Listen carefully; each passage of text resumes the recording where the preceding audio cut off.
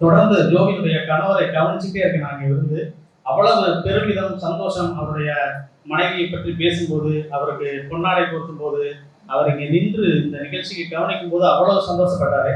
உண்மையிலேயே பெரிய நம்பிக்கை வருகிறது. ஜோ, நான் அந்த 2 ஆண்டுகளுக்கு முன்பு இந்த நாவலை அவர் எழுத தொடங்கிய காலத்திலிருந்து நான் அறிவேன் இந்த நாவல் எப்படி உருவானது என்பதை. இந்த நாவலை புத்தகமாக்குறதுக்கு இந்த வளன் பட்ட பாடு வந்து இன்னொரு நாவல் எழுதலாம்.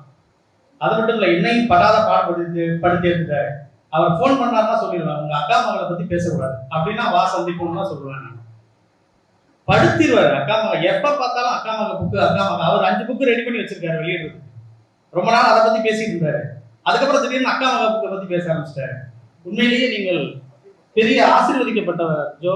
உங்களுடைய குடும்பம் ஒரு ஒரு விழாவை போல, ஒரு இல்ல விழாவை போல. எல்லாம் பாத்தீங்கன்னா சென்னையில எல்லாம் புத்தகம் வெளியிட்டு விழான்னா ஒரு சம்பிரதாயமான வார்த்தைகள் தான் இருக்கும். எதிரில் உட்காந்துருக்கு ஒரு 10 பேர் கொஞ்ச நேரம் உட்கார்ந்து இருந்துட்டு அந்த புத்தகத்தில் என்ன குறை இருக்குங்கிறத பத்தி தான் டிஸ்கஸ் பண்ணுவாங்க. இங்க ஒரு குடும்ப விழா மாதிரி நிறைய பேர் பட்டு சேலை கட்டிக்கிட்டு வந்து இங்க உட்கார்ந்து குத்துவிளக்கு ஏற்றுவதை பார்க்கும் போதெல்லாம் அவ்வளவு சந்தோஷமா இருந்தது. ஏன்னா இப்படி உங்கள் அம்மா ஒரு ஆசிரியராக இருப்பது இன்னும் எனக்கு பெரிய மகிழ்ச்சியை தருகிறது.